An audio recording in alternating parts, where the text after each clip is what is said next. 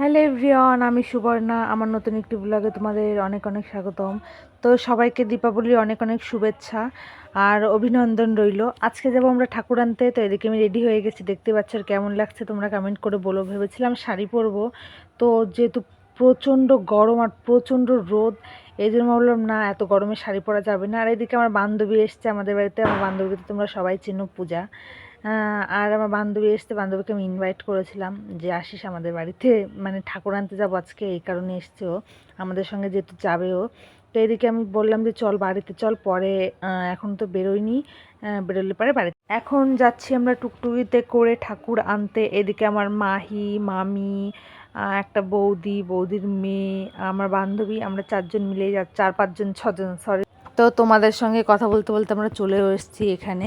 আর এদিকে একটা ঠাকুর নিয়ে যাওয়া হচ্ছে, দেখতেই পাচ্ছ তোমরা। আর আমরা সিলেক্ট করেছি এর মধ্যে থেকে কোন ঠাকুরটা, তোমরা কমেন্ট করে বলো আমাকে। আর এদিকে আমি আর আমার বান্ধবী মানে ঘুরে ঘুরে দেখছিলাম, ঠাকুর আছে কতগুলো, আর খুব সুন্দর সুন্দর প্রতিমা এখানে হয়েছে, দেখতেই পাচ্ছ তোমরা। সুন্দর, আমার সব করা ঠাকুরই আমার খুব ভালো লেগেছে।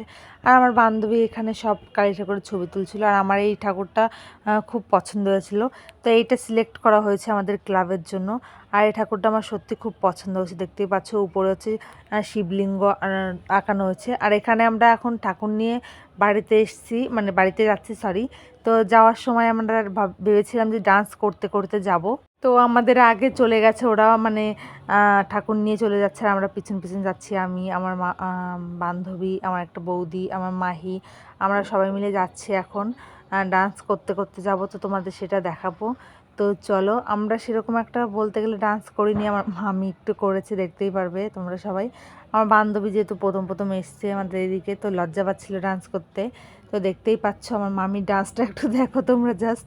তো আমার মামি এক জায়গায় গেছিলো ওনার বাবার বাড়ি, তো তারপর বাড়িতে এসে স্নান টান করে আবার আমাদের সঙ্গে এসছে। তো চলো ক্লাবে গিয়ে আবার দেখা হবে। আর এদিকে আমার ভাই হচ্ছে ডান্স করছে, জাস্ট দেখো, গানের তালে তালে একটু নাচ দিচ্ছে।